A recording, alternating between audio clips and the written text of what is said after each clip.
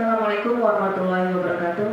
Waalaikumsalam warahmatullahi wabarakatuh. Bagaimana kabarnya hari ini Bapak Ibu? Alhamdulillah. Luar biasa semangat, yes, oke. Yang terhormat Bapak Kepala Sekolah, yang terhormat Bapak dan Ibu Wakil Kepala Sekolah, serta Bapak Ibu Guru beserta staf TU SMP Negeri 1 Nanggung yang saya hormati. Terima kasih sebelumnya saya sudah diberi waktu untuk berbagi penerapan dan pengalaman budaya positif di sekolah. Tidak lupa kita ucapkan ya alhamdulillahirabbil alamin karena pada kesempatan hari ini kita diberikan nikmat sehat gitu ya Bapak Ibu ya. Oke Bapak Ibu, insya Allah 1 jam lebih nanti kita akan bersama dalam penerapan dan pengalaman berbagi di sekolah, terutama saya sebagai CGP dari SMP Negeri 1 Nanggung. Baik Bapak Ibu sekalian yang saya hormati, kita tahu bahwa Bapak Pendidikan Nasional kita adalah Ki Hajar Dewantara.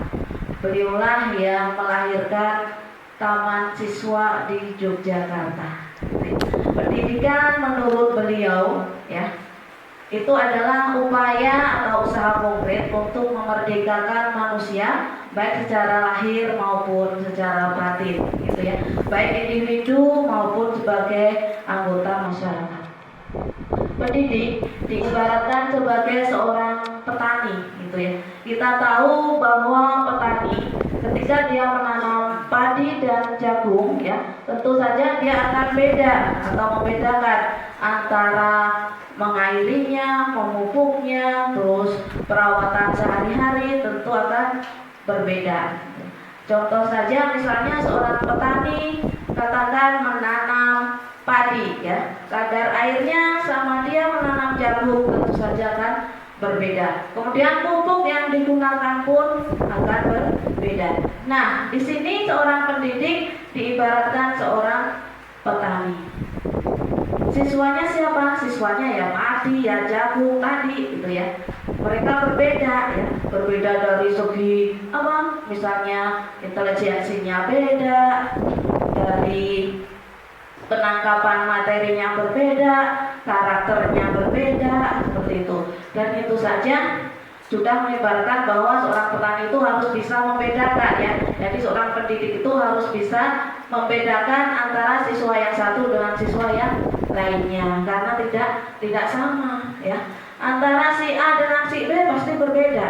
Kalau si A misalnya ketika diajar sedikit 15 menit dia langsung nyantol di kepala. Tapi belum tentu si B gitu ya. Si B butuh waktu lama baru bisa meresapi apa yang kita sampaikan. Itu ya. Itu perbedaannya gitu. Nah, kita di sini sebagai pendidik tidak boleh menyamakan antara siswa yang satu dengan siswa yang lain karena perbedaan tadi. Ini yang sudah saya terapkan ya. Ketika saya menangani kasus antara kasus siswa bolos dengan kasus siswa membuli temannya, beda tekniknya ya. Kalau membuli saya pakai teknik behavior. Kalau misalnya dia membolos saya pakai self management. Udah beda ya. Jadi nggak usah disamain. Membolos sama membuli sama alpa terus penanganannya sama, enggak, beda gitu. Karena tergantung sama kasusnya tadi gitu. Itu ya. Kemudian pendidik menuntut kodrat alam dan kodrat zaman. Ya, kodrat alam maksudnya apa? Seperti yang tadi sudah saya jelaskan ya. Kodrat alam itu karena anak itu berbeda karakter ya, sifatnya berbeda. Ya, kita harus paham tentang itu gitu ya. Kemudian alamnya ini berbeda. Misalnya kita di Nanggung pedesaan ya, pedesaan pegunungan beda dengan yang di Cibinong, yang di daerah perkotaan gitu ya. Nah, nanti ketika Bapak Ibu membuat RPP pun juga pasti disesuaikan dengan situasi dan kondisi anak, tempat tinggal ya, gitu. Tidak bisa disamakan. Kemudian menuntut kodrat zaman anak. Kodrat zaman saya sekolah SMP dengan anak-anak kita yang sekarang berbeda ya. Bahkan permainannya, kalau dulu permainan karet, congklak, gubak sodor ya, sekarang mainnya apa? Handphone, HP ya. Mereka dengan leluasa berselancar di dunia maya menggunakan handphone ya. Mereka bisa ke Prancis, ke Mekah, ke Yunani, kemana hanya dengan mengakses di internet misalnya ya. Beda, itulah perbedaannya. Zaman dulu dengan zaman sekarang pun tidak bisa disamakan gitu ya. Kemudian sebagai seorang pendidik, ya ini nih, engarso sung tulodo eng matrio mangkarso tutmuri handayani. Jadi ketika dia berada di depan ya, kasih contoh yang terbaik. Ketika berada di tengah, memberikan ide-ide yang cemerlang. Kemudian ketika dia di belakang, ayo didorong, dimotivasi gitu. Lanjut. Itu ya. Kemudian Bapak Ibu, ini perubahan paradigma belajar. Ya. Kalau dulu pembelajaran ketika saya sekolah ya, di SD, di SMP ya, penuh dengan suasana tegang, tidak rileks, tidak santai. Apalagi gurunya galak ya, juga marah-marah ya. Nah, itulah yang harus kita rubah sekarang gitu ya. Pendidikan ayo kita rubah menjadi pembelajaran yang menyenangkan. Ya. Gimana caranya? Ya kita kupas, kita kemas menjadi apa yang disenangi sama anak. Misalnya kita beri dia permainan kecil-kecilan di kelas. Misalnya ya. Yang penting anak itu tidak jenuh, tidak bete, dan anak itu merasa happy, senang ya. Ketika dia libur panjang, pengennya ke sekolah. Karena apa? Di sekolah betah, menyenangkan ya. Tapi anak-anak kita gimana? Pengen libur wae ya. Karena di sekolah apa? Tidak betah. Nah itu sekarang mulai kita rubah. Jadi pembelajaran yang menyenangkan dan sesuai dengan kebutuhan siswa. Kalau saya ketika tahun ajaran baru, saya membuat angket. Saya tunjukkan kepada siswa. Saya membuat instrumen identifikasi masalah namanya. Jadi nanti di instrumen itu akan saya analisis kira-kira kelas 7A butuh layanan apa dari saya seorang guru BK ya. Kalau ternyata kebanyakan butuhnya layanan belajar, ya saya perbanyak layanan belajar di kelas 7A. Kalau ternyata hasil analisis di kelas 7A banyak yang layanan sosial, ya saya perbanyak layanan sosial gitu ya. Jadi di sini nanti akan tercermin ya sesuai dengan kebutuhan siswa. Antara siswa itu butuh layanan belajar kah, layanan karir kah, sosial kah, ya seperti itu. Kemudian pribadi kah, seperti itu. Kemudian lanjut disiplin positif. Disiplin itu berasal dari kata disiplina yang berarti belajar ya. Disiplin itu belajar, jadi bukan hukuman. Biasanya kalau disiplin itu dikaitkan dengan hukuman ya. Karena tidak disiplin harus dihukum ya. Kalau bisa sekarang jangan ada yang namanya hukuman gitu. Kita lanjut ke disiplin positif ya. Ini kalau dulu stimulus respon, sekarang diubah menjadi pendekatan teori kontrol yang dicetuskan oleh Stephen R. Covey ya. Kalau dulu stimulus respon ya, realita atau kebutuhan kita sama ya. Tetapi teori kontrol mengatakan realita atau kebutuhan kita berbeda ya. Saya mungkin butuh nasi hari ini, tapi Pak Acing belum tentu butuh nasi. Dia butuh singkong, jagung, ya. Saya hari ini butuh duit 500.000. Pak Ahmad belum tentu, bisa jadi dia butuh 1 juta. Ya, berbeda ya. Jangan disamakan. Kebutuhan kita sama, enggak beda, gitu ya. Kemudian semua orang melihat hal yang sama. Tetapi kita ubah jadi setiap orang memiliki gambaran yang berbeda, ya. Cara penilaian berbeda, cara pendapatnya berbeda, ya. Kita mencoba mengubah orang agar berpandangan sama dengan kita. Kita berusaha memahami pandangan orang lain tentang dunia. Yang tadi ya, ada perbedaan pendapat di antara kita, gitu ya. Tidak harus sama, tidak mesti sama. Setiap kepala pasti punya pemikiran masing-masing. Kemudian perilaku buruk dilihat sebagai suatu kesalahan. Semua perilaku itu mempunyai tujuan. Iya, setiap perilaku punya tujuan. Kita ke sekolah pagi-pagi ya, harusnya di rumah bisa tiduran, masak, tetapi kita pagi-pagi udah harus bangun, habis masak langsung buru-buru ke sekolah karena kita punya tujuan. Tujuannya apa? Ada siswa di sini, gitu ya. Ada yang harus kita didik, ada yang harus kita ajar, yaitu siswa. Pasti setiap ini punya tujuan ya, perilaku pasti punya tujuan. Kemudian orang lain bisa mengontrol saya, hanya saya yang bisa mengontrol diri saya sendiri. Saya bisa mengontrol orang lain, Anda tidak bisa mengontrol orang lain. Sebagai contoh nih, misalnya Bapak Ibu mempunyai harta berharga ya. Ibu genggam di tangan nih, Ibu genggam karena saking berharganya Ibu genggam erat-erat. Ketika ada teman yang mau minta, nah, mau dikasih apa tidak? Ya, misalnya Bu Pipi nih, Bu Pipi punya barang berharga, sama Bu Pipi dipegang erat-erat karena ini benar-benar berharga. Ya, ketika Bu Elia mau minta, udah merayu, udah maksa, nah sama Bu Pipi dikasihkan ke Bu Elia apa tidak? Tidak. Kenapa alasannya? Alasannya kenapa? Karena itu barang benar-benar berharga. Nah, yang bisa mengontrol antara dipertahankan sama dikasihkan, siapa yang bisa mengontrol? Bu Pipi sendiri, gitu ya. Wah, ini benar-benar berharga, pokoknya sampai mati pun akan mempertahankan, misalnya ya. Benar-benar dipegang sampai erat, gitu ya. Pemaksaan ada pada saat bujukan gagal, kolaborasi dan konsensus mencipta pilihan-pilihan baru. Sebenarnya kalau pekerjaan dilakukan secara bersama atau kolaborasi, itu hasilnya akan lebih cepat ya. Pertanggungjawabannya juga akan dilakukan bareng-bareng ya. Itu. Kemudian model berpikir menang kalah, model berpikir menang-menang nih ya. Kita model berpikir menang-menang. Pokoknya anak itu ya, kemarin sudah sempat saya jelaskan ke kelas saya, kelas 9B itu.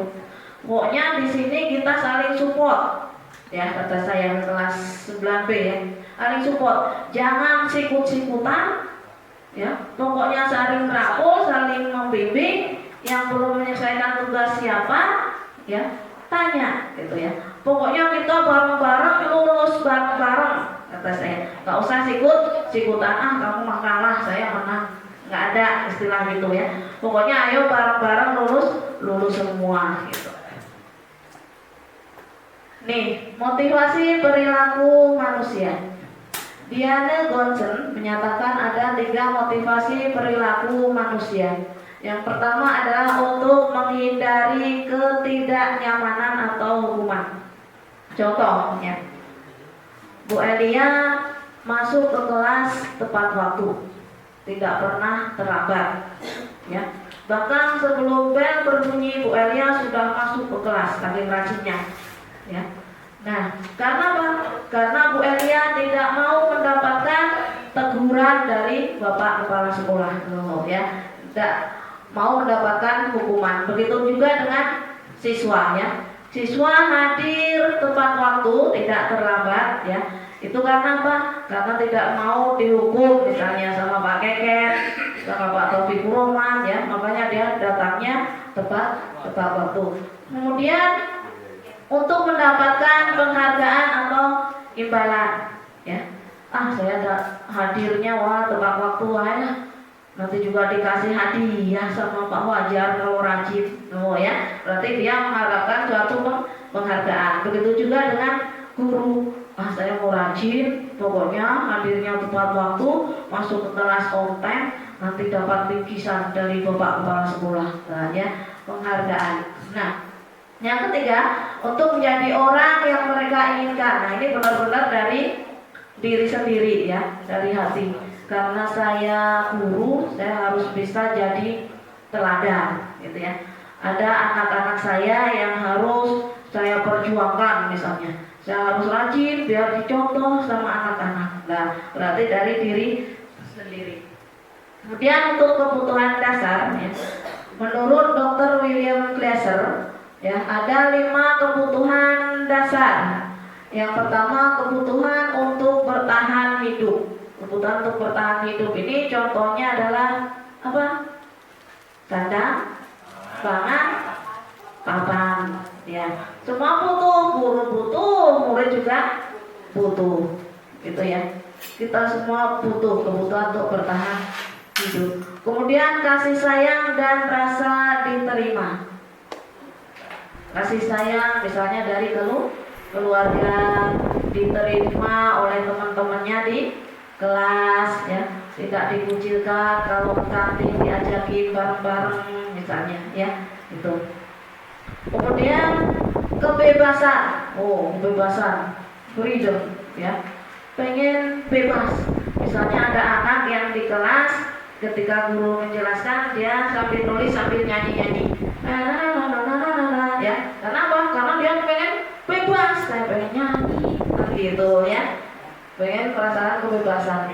Demikian juga dengan guru, ya, guru bebas, saya pengen bebas bikin RPP sendiri, saya gunakan sendiri, misalnya nanti saya modif sendiri, gitu. Kesenangan atau fun, ya, kesenangan ini refreshing misalnya, ya, makanya kalau hari libur Sabtu atau Minggu gunakan untuk refreshing karena ini merupakan kebutuhan dasar ternyata, ya. Shopping ke mall, ke puncak, jalan-jalan ke Jakarta, ke Monas, ke Taman Mini, ya, karena apa? Kita butuh, ya, butuh apa? Butuh kesenangan, ya. Utang nggak usah dipikirin dulu, yang penting mah seneng, gitu, ya. Itu anak juga seperti itu, pokoknya nanti kalau pas istirahat saya mau berapa main futsal, ya, mau minta pulang ke Pak Rudi. Nah, dia butuh hiburan, ya, pengen seneng-seneng, meluapkan kesenangannya. Kemudian penguasaan ini anak itu pengen dipuji, dihargai bahwa dia pintar atau pandai, dia terampil, gitu ya. Sekali-kali kita kasih pujian, ya, pintar kamu ternyata, nilainya bagus, ya, rajin, gitu. Demikian dengan guru, ya, guru juga pengen kadang-kadang dipuji, ya, nggak dibully wae, gitu kan. Itu, ya. Kemudian ini hukuman, konsekuensi, dan restitusi. Apa bedanya? Ya. Kalau hukuman, contoh, guru menyuruh murid berlari keliling lapangan karena terlambat masuk ke kelas. Ini hukuman, ya. Si Oga baru datang, muncul. Ada Pak Topik di depan. Oga, sini. Apa yang kamu telah? Ini jam berapa? So, sekarang taruh tasmu, lari keliling lapangan 10 kali. Nah, ini cuman ada satu arah dari guru ke siswa, gitu, ya. Oga juga nurut wae, ya, lari keliling lapangan. Konsekuensi. Kalau konsekuensi contohnya, guru menyuruh murid untuk tinggal di kelas 15 menit untuk mencatat materi pelajaran yang tertinggal karena terlambat masuk kelas. Oga, berhubung kamu tadi terlambat ikut pelajaran ibu 15 menit, nanti kalau teman-temanmu istirahat, Oga di kelas dulu 15 menit, ya, mencatat, kan tadi ketinggalan, ya Bu. Nah, konsekuensi namanya, ya. Kemudian restitusi. Murid melaksanakan berdasar keyakinan atau bukan paksaan. Oh iya, keyakinan kelasnya kan bunyinya hadir tepat waktu, berarti saya hadir tepat waktu, gitu, ya. Kemudian posisi kontrol menurut Diana Gosen, ya. Yang pertama posisi penghukum. Posisi penghukum, contoh. Nanti ini kita bisa bercermin, ya, kita ada di posisi mana nih, ya. Posisi penghukum itu guru, ya. Nih, katakan si Oga datang, Pak Topik udah di depan gerbang berkaca pinggang, mata melotot merah. Oga, kamu kenapa terlambat datang? Oh, ya, sekarang lari, apa? Push up 100 kali. Oh, ya, gitu. Itu namanya penghukum. Dampaknya apa? Ternyata ada dampaknya, ya. Anak itu jadi benci sama kita, ya, benci posisi sama Pak Topik ya. Awas Pak, nanti kalau Bapak pulang lihat sepeda motor Bapak, kempesin bannya. Kalau enggak Bapak dihadang sama teman-teman saya di kota sana. Oh, yang ada dendam ya. Kalau enggak dendam, benci dengan pelajaran kita. Itu. Nih, semoga tidak ada di sini ya, kayak gitu ya. Enggak ada. Kemudian posisi membuat merasa bersalah. Nih, Oga datang, Pak Topik di depan. Ya. Oga, ini jam berapa? Jam 9 Pak. Oga, kamu ya baru juga datang. Seragamnya aut-autan, sepatunya warna putih. Kasihan ibumu tuh, udah biayaan kamu dari SD sampai SMP. Oh, segala macam. Jadi dia tuh datang malah makin menciut karena apa? Karena dia merasa bersalah. Aduh, saya kesiangan bangunnya. Aduh, saya udah membebani orang tua mah udah melahirkan saya, udah biayaan saya sampai SMP. Oh gitu ya. Ini dampaknya apa? Dampaknya anak akan minder atau kurang percaya diri. Yang diingat adalah salah dan salah. Kemudian posisi teman. Contoh, Oga datang ya, ditemui sama Neng Tiara atau Bu Tiara. Oga, sini nak. Oga, kenapa baru datang? Dari mana aja Oga? Tadi makan jam berapa? Tadi bangun jam berapa? Ini Bu, maaf saya kesiangan. Oh iya, gak apa-apa, Ibu maafin. Kamu langsung aja masuk ke kelas. Nanti Ibu yang ngomong ke Pak Taufikur Rahman kalau kamu kesiangan. Udah, tenang aja, gampang kalau sama Ibu mah. Oh, akhirnya Oga luyur masuk ke kelas. Nah, dampaknya apa? Dampaknya anak itu akan selalu bergantung pada kita. Nanti juga ada Mutiara yang belain saya di depan Pak Tobing, ya kan? Terkadang anak tidak hormat ke kita, dianggap sebagai teman. Padahal antara guru sama siswa ininya beda ya. Kemudian posisi pemantau. Kalau pemantau itu terus mengawasi anak ya. Jadi anak itu merasa diawasi terus. Nah, posisi manajer. Kalau posisi manajer ini kita itu melakukan, misalnya sebagai contoh si Oga datang, kita ajak ngobrol. Oga, bangun jam berapa? Jam 8 Bu. Kenapa bangun kesiangan? Iya Bu, semalam mainan HP sampai larut, jadi bangun kesiangan misalnya ya. Kemudian Oga, nggak apa-apa, namanya manusia, wajar pernah melakukan kesalahan. Nah, alasan Oga apa datang terlambat? Itu Bu, mainan HP Bu sampai malam. Iya, Oga mainan HP sampai malam, jadi bangunnya kesiangan. Nah, nanti apa yang akan Oga lakukan biar besok Oga tidak terlambat?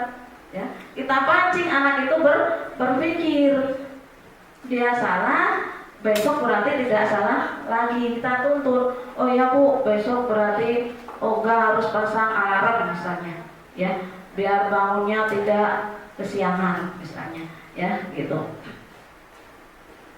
Kemudian, nih segitiga restitusi ini biasanya dilakukan oleh guru yang sudah melakukan posisi kontrol sebagai manajer yang tadi sudah saya jelaskan ya.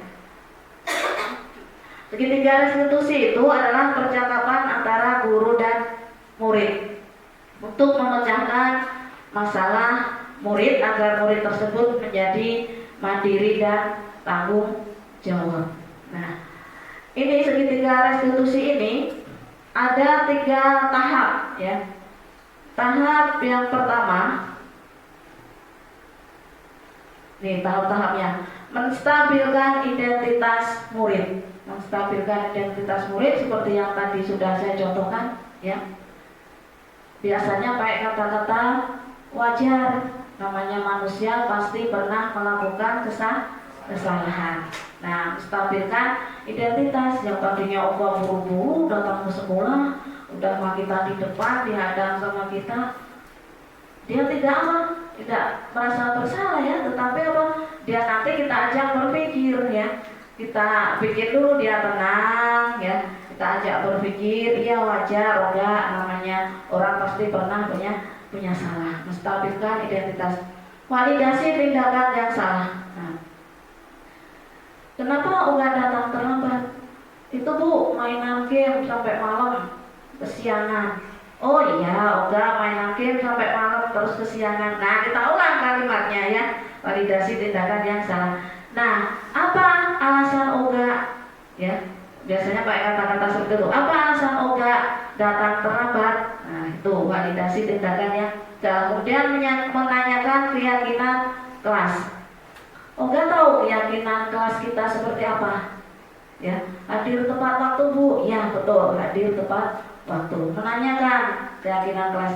Kalau di sini peraturan ya, tetapi kalau di guru penggerak bukan peraturan, dan ini nanti akan kita rubah menjadi keyakinan kelas atau keyakinan sekolah. Kalau biasanya kita nyebut peraturan dan tata tertib, tetapi di sini nanti ada keyakinan kelas atau keyakinan sekolah. Nah, keyakinan kelas ini sudah pernah saya lakukan dulu ya. Keyakinan kelas ini berupa kalimat atau kata-kata yang positif. Kata-katanya luas, tidak kaku ya, mengandung unsur kesepakatan bersama untuk mencapai tujuan bersama. Nih bedanya. Kalau peraturan ya, peraturan nih sebagai contoh. 1. Tidak boleh datang terlambat. Ada kata-kata yang negatif? Ada apa? Tidak boleh. Ya, tidak boleh. Nah, kalau di keyakinan hadir tepat waktu. Ya. Terus di peraturan tidak boleh membolos. Ada negatifnya? Ada apa? Tidak boleh. Nah, di keyakinan mengikuti pelajaran dari awal sampai akhir. Di peraturan dilarang menghina teman. Di keyakinan saling menghormati. Itu bedanya ya.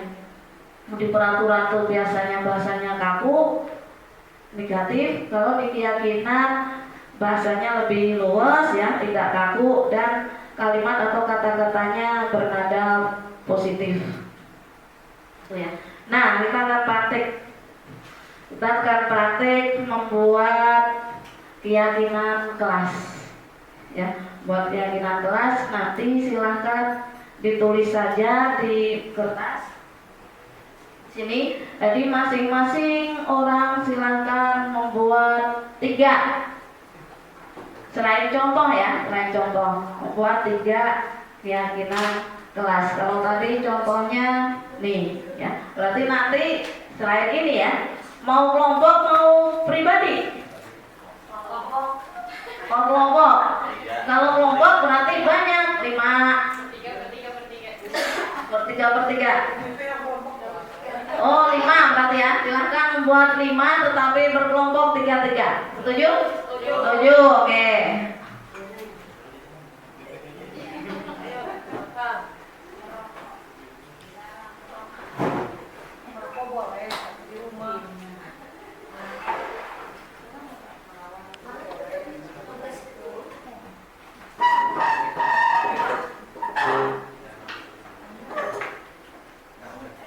Yang dicontohkan di depan. Nanti silakan kalau sudah ditempel di kertas karton yang warna kuning.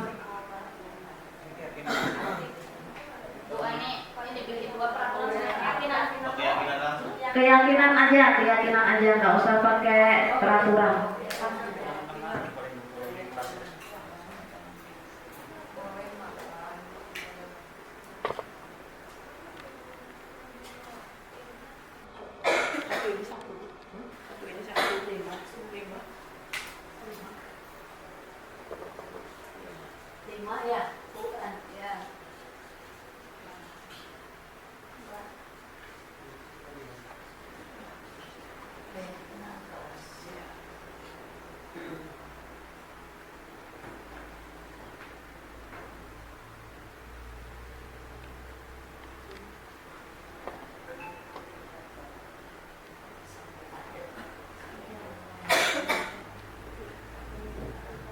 Harap diperhatikan ya kata-katanya, perbedaannya. Kalau tadi peraturan berarti apa? Negatif.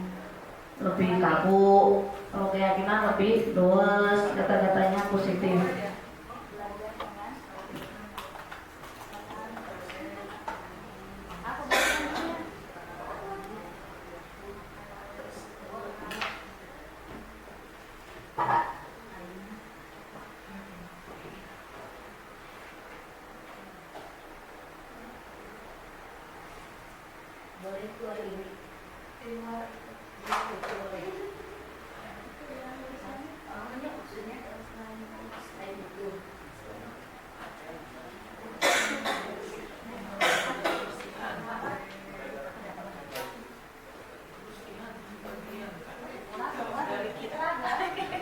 Nanti ditunjuk siapa ketuanya, maju ke depan, dibacakan. Setelah dibacakan, tempel di kertas.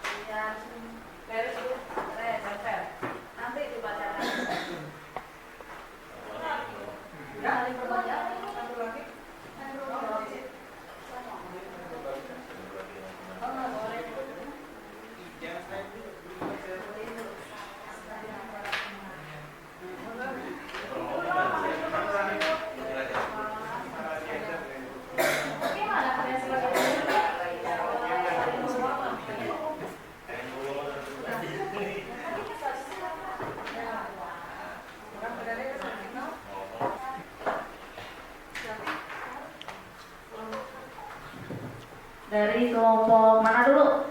Mau membacakan? Ayo, Davina, silakan dibacakan, kemudian nanti ditempelkan di. Ya, baik. Assalamualaikum warahmatullahi wabarakatuh. Waalaikumsalam warahmatullahi wabarakatuh. Ya, perkenalkan nama saya Devina Destianti dengan teman saya Ibu Elia. Saya dan Ibu Elia membuat keyakinan kelas. Yang pertama yaitu selalu menjaga kebersihan, kedua berbicara dengan sopan, ketiga berpakaian dengan rapi dan bersih, keempat menciptakan kelas yang tenang, dan yang terakhir selalu lakukan yang terbaik. Terima kasih. Setuju? Setuju.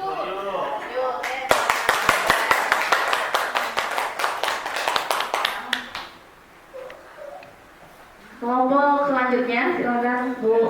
Oh, ayo Pak Rudi.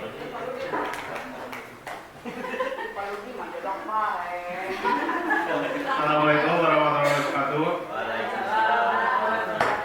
Saya di sini dari kelompok Bu Titi dan Pak Fajar. Keyakinan kelasnya yang pertama adalah melaksanakan piket sesuai jadwal. Yang kedua, menjaga kebersihan kelas. Yang ketiga, memakai seragam dengan rapi. Yang keempat, saling berbagi. Yang kelima, menjaga kerapihan atribut dan perlengkapan kelas. Setuju? Setuju. Silakan ditempel. Kelompok selanjutnya, Bu Lili, ayo Pak. Awas pingsan.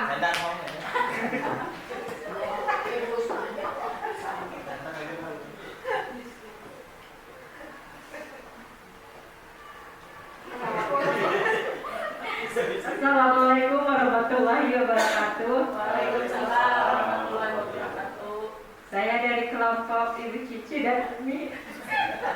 Di sini keyakinan kelas yang pertama memakai pakaian sekolah dengan atribut lokal,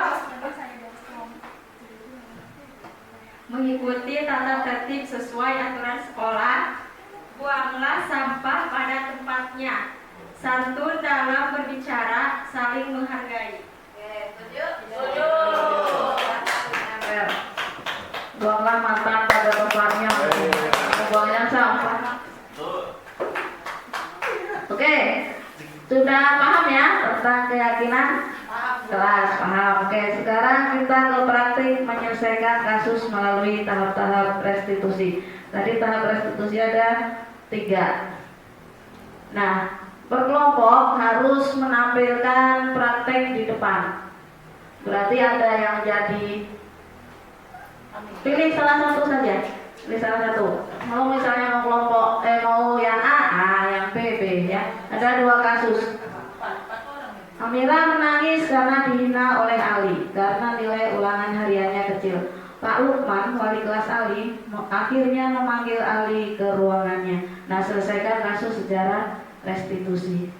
Atau yang B, Sinta datang terlambat dan memakai sepatu warna putih. Ibu Santi yang sedang mendapat tugas sebagai guru piket memanggil Sinta untuk masuk ke ruang tiket. Selesaikan secara restitusi. Tadi ada 3 ya tahapan ya. Ada apa aja tadi? Menstabilkan identitas, terus validasi tindakan yang salah, sama menanyakan keyakinan kelas. Ini kuncinya. Kalau menstabilkan identitas ya, wajar manusia pernah melakukan salah. Menstabilkan identitas. Kalau yang validasi ya, validasi tindakan yang salah, ulang aja. Tadi ngomong apa? Semalam saya main HP Bu, main game sampai bangunnya kesiangan. Oke, kamu semalam main game sampai bangunnya kesiangan. Apa alasan kamu misalnya ya? Apa alasan kamu main game misalnya ya? Apa alasan kamu bangun kesiangan? Tuh yang validasi tindakan yang salah. Kalau menanyakan keyakinan, kamu tahu nggak keyakinan kelas kita seperti apa? Tahu Bu, hadir tepat waktu. Oke, hadir tepat waktu, bagus. Nanti apa yang akan kamu lakukan biar besok tidak hadir terlambat? Nah itu ya yang menanyakan keyakinan kelas. Nah silakan dibagi saja. Kelompoknya ada yang jadi Sinta, ada yang jadi Ibu Santi, ada yang jadi Ali ada yang jadi Pak Lukman. Gitu ya. Maka silakan didiskusikan sama kelompoknya masing-masing. Nanti silakan praktek ke depan.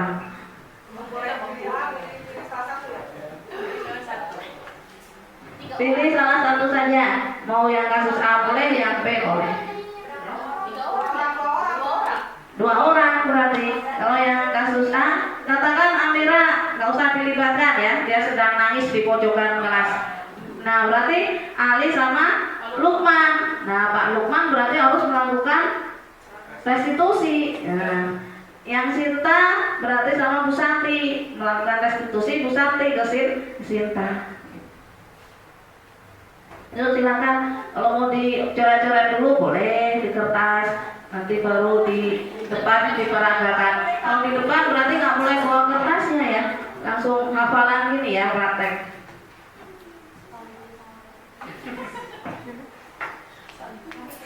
Pilih mau A, yang B. Berarti ada Ibu Santi sama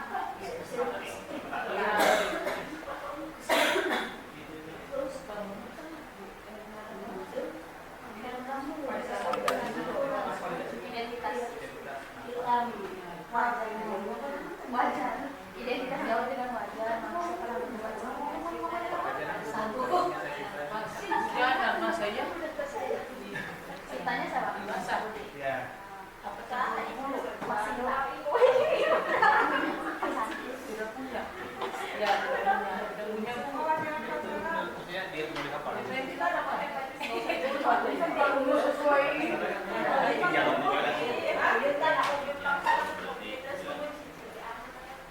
Kalau ini kan datang sama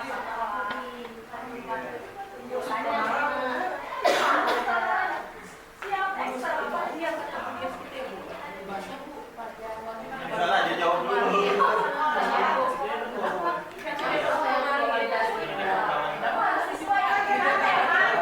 Sembilan sama kasusnya.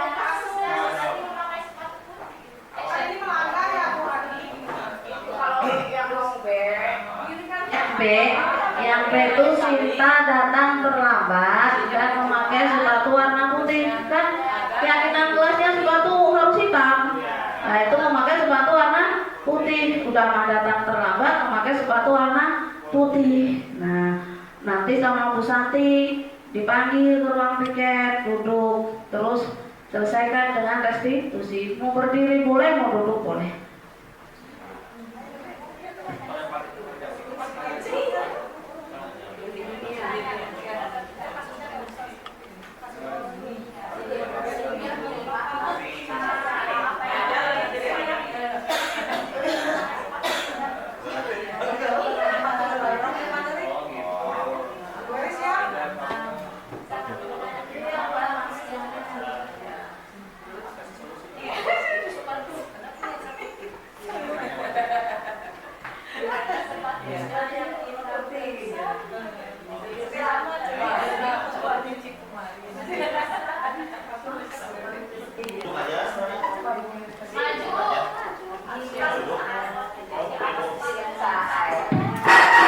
Siap ya.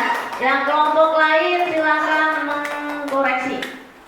Nanti kurang tepatnya di mana, bukan menjatuhkan ya, tapi ini kurang tepatnya di mana silakan diamati. Kelompok 3 yang maju duluan, enggak Pak Rudi sama Pak Fajar.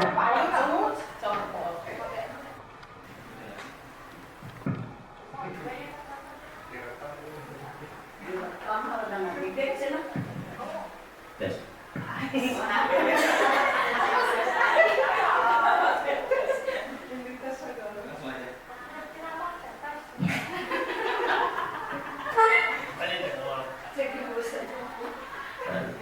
Sinta kenapa menggunakan sepatu warna putih? Di sini keyakinan kelas itu mengharuskan setiap siswa itu harus menggunakan sepatu warna hitam.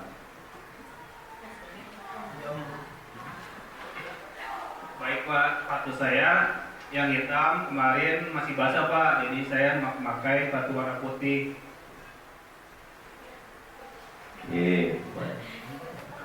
Oke, nggak apa-apa. Untuk kali ini Bapak masih memaafkan. Oke, masih manusiawi. Mungkin Sinta lupa, tapi kedepannya Sinta harus ingat. Di sini ada keyakinan kelas bahwa setiap siswa harus menggunakan sepatu warna hitam. Kedepannya Sinta harus lebih awal lagi untuk mencuci sepatunya, atau mungkin ketika nanti terjadi lagi seperti sekarang, Sinta bisa meminjam sepatunya ke tetangganya atau mungkin ke saudaranya. Jadi usahakan keyakinan kelas ini yang sudah disepakati harus ditaati, ya.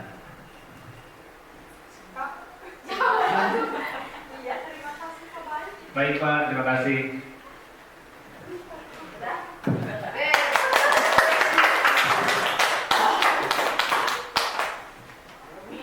Mari kita koreksi bersama-sama ya.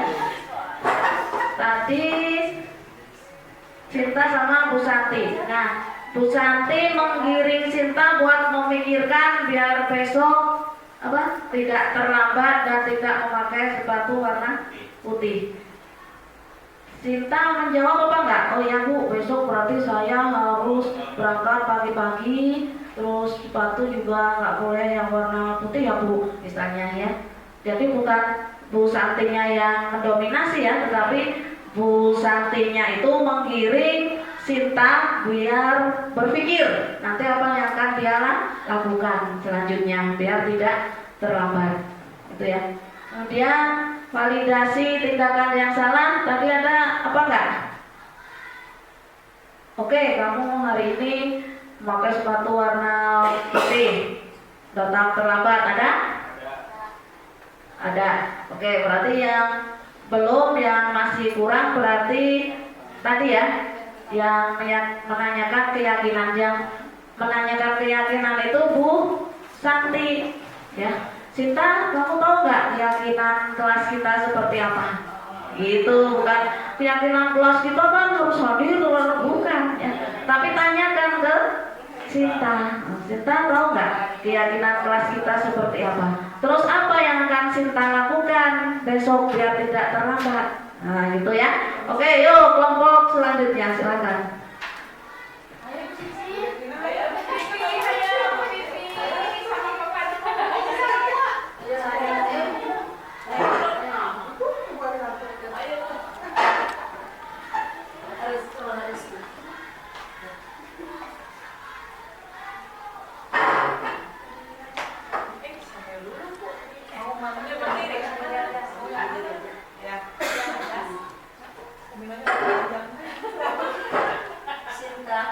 Sinti, Ya Bu, kenapa kamu datang terlambat? maaf Bu, pagi ini saya bangun kesiangan.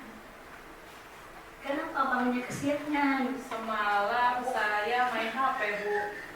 Oh, terus itu sepatunya putih, harus hitam. Kenapa? Ini Bu, baru kemarin saya cuci, hari ini belum kering. Oh, harusnya kamu mencucinya hari Jumat, ya. Kemudian hari Minggu sudah kering, sehingga sekarang harus bisa dipakai. Ya, nah, nggak apa-apa untuk sekarang. Selanjutnya, tahu nggak ada keyakinan di kelas kita? Tahu Bu, Apa? berpakaian dengan rapi sesuai dengan aturan. Terus bagaimana nanti selanjutnya untuk menindaklanjuti kesempatan kamu sekarang? Saya akan memakai seragam dengan rapi dan sepatu warna hitam. Baik, kalau begitu jangan lupa besok lusa kamu sesuai dengan keyakinan kelas ya. Baik Ibu, terima kasih. Iya, silahkan kembali ke kelas.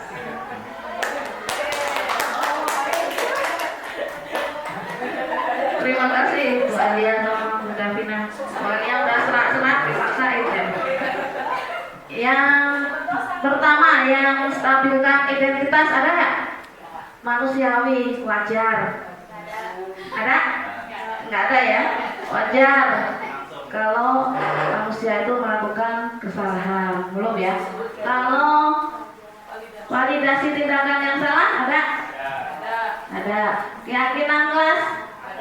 Ada. Oke.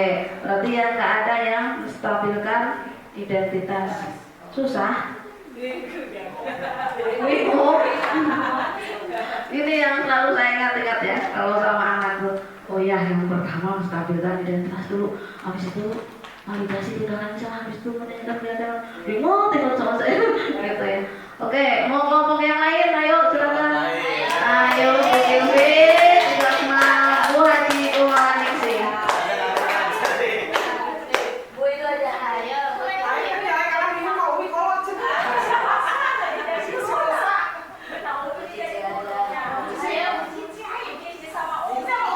Ayo Bu Cici sama Umi, nggak apa-apa. Ayo.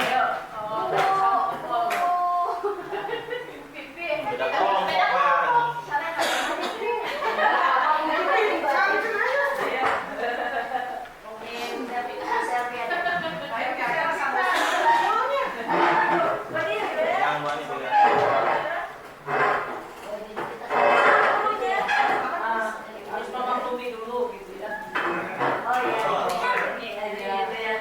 Sita, kenapa kamu datang terlambat?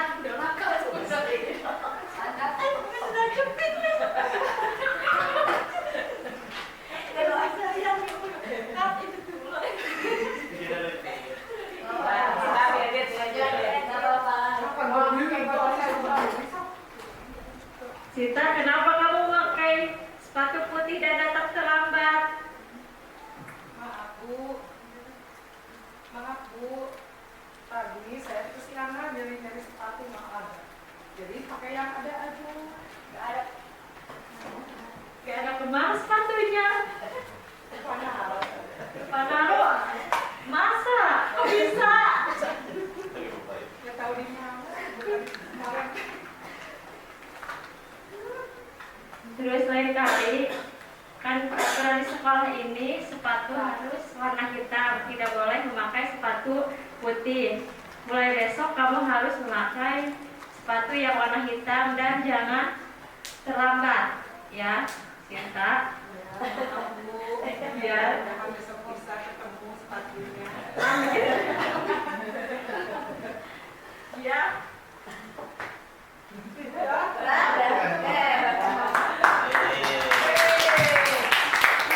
Terima kasih Bu Silvi sama Bu Haji Umaningsih. Kita koreksi bersama. Yang pertama, menstabilkan identitas ada? Tidak ada. Yang kedua, validasi tindakan yang salah ada? Ada. Ada. Menanyakan keyakinan kelas? Tidak ada. Iya, memberitahu. Padahal menanyakan keyakinan kelas. Paham ya? Paham, alhamdulillah. Oh susah. Nanti bisa dipraktekkan, diterapkan kepada anak didik kita, gitu ya. Udah, mungkin itu saja ya dari saya. Tadi kita sudah belajar membuat keyakinan kelas. Silahkan nanti diterapkan di kelasnya masing-masing, gitu ya. Anak diajak ngobrol, berdiskusi. Mari kita sepakati bersama tentang keyakinan kelas. Kalau ada keyakinan kelas, enak Bapak Ibu ya. Keyakinan kelasnya seperti apa yang sudah kita sepakati. Coba dilihat lagi di kelasnya, dipasang di dinding, ya, pasang di dinding. Hadir tepat waktu, ya. Belajar dari awal sampai akhir, memakai sepatu warna hitam. Tinggal tanyakan saja kesepakatan kita, keyakinan kelas kita seperti apa, gitu, ya. Jadi nggak usah mau berdebat, nggak usah. Itu yang biasa kita lakukan ya. Kamu udah nggak telat, sepatunya warna putih. Kamu melanggar peraturan, tata tertib, tahu nggak tata tertibnya seperti apa? Nah, nanti malah jadi posisi penghukum, ya itu.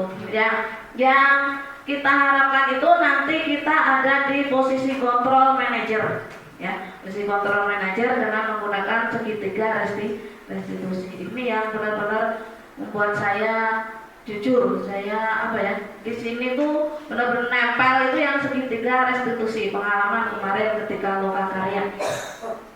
Ketika pengajar praktek bertanya, siapa yang mau menjelaskan apa itu segitiga restitusi? Doa PD-nya saya angkat tangan. Saya Pak.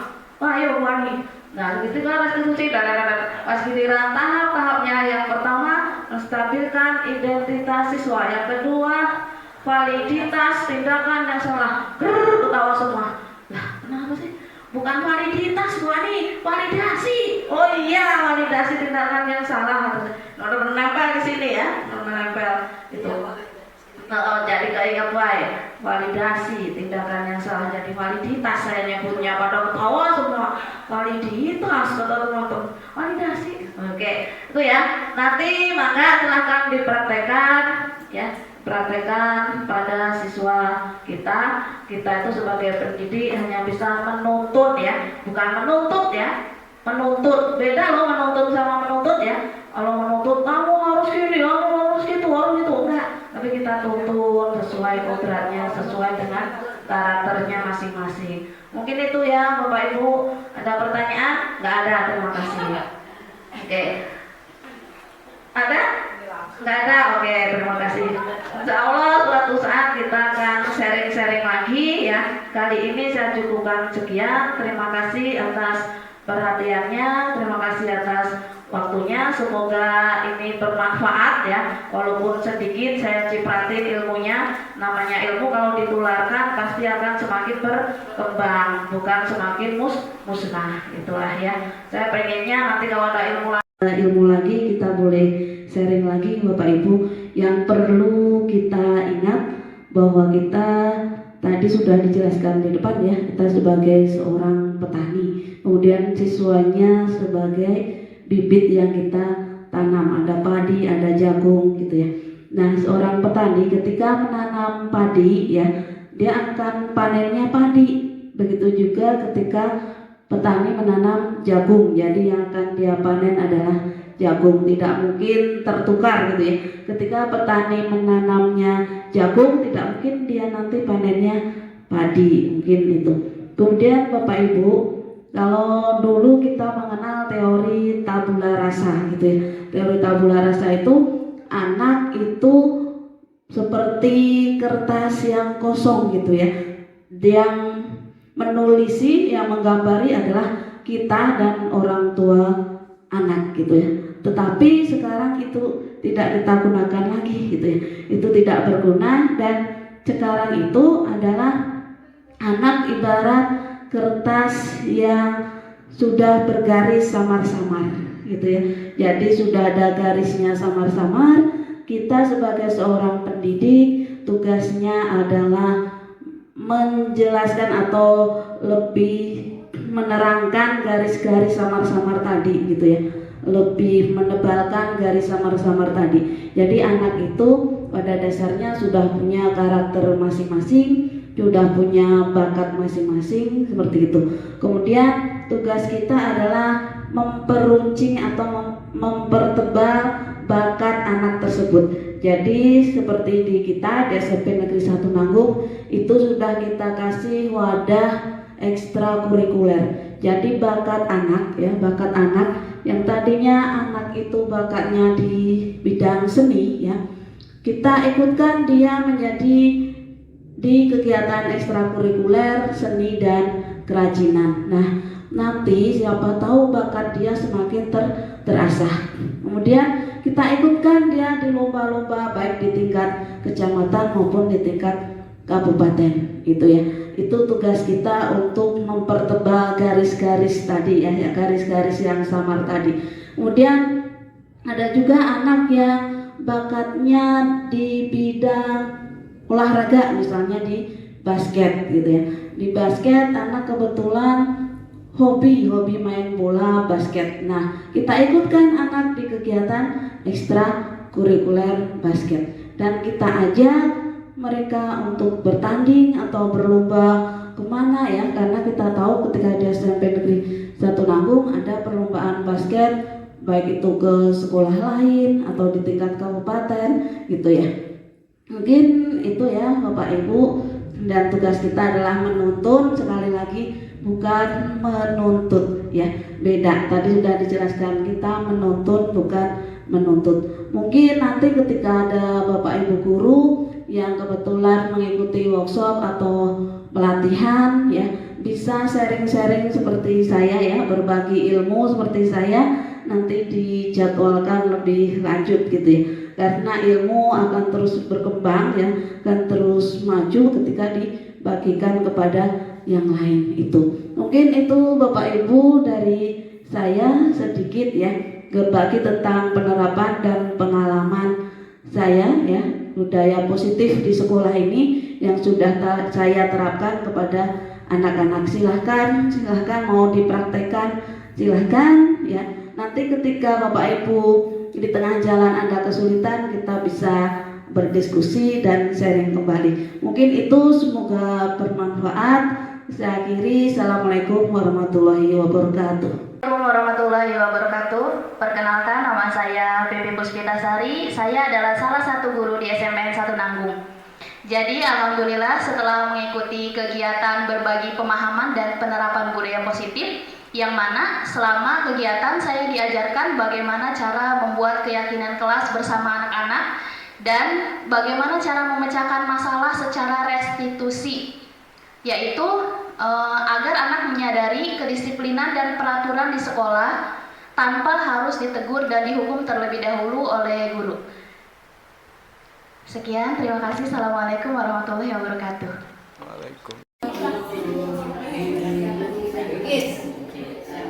Oke, anak-anak sudah ya. Ini sudah terbentuk keyakinan kelas kita. Ya.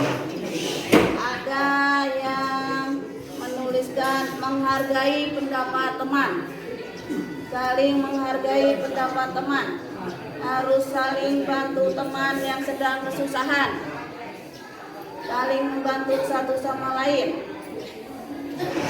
Hadir tepat waktu, saling menghargai, tanggung jawab terhadap kelas, mengikuti pelajaran dari awal sampai akhir, saling menghormati, selalu memakai seragam sekolah sesuai ketentuan, mengikuti pelajaran sampai akhir, hadir tepat waktu, mengucapkan kata-kata yang baik. Oke, ya. Ini sudah terbentuk keyakinan kelas kita. Ayo bareng-bareng kita laksanakan ya. Jadi pedoman kita ya. Bismillah. Semoga saya ketika belajar di sekolah selalu yakin ya, selalu bisa melaksanakan yang sudah terbentuk di sini. Oke, siap? Oke, terima kasih anak-anakku ya. Mungkin itu saja ya tentang pembelajaran hari ini. Yang penting kalian sudah paham bagaimana membentuk suatu keyakinan kelas. Oke, akhiri. Assalamualaikum warahmatullahi wabarakatuh.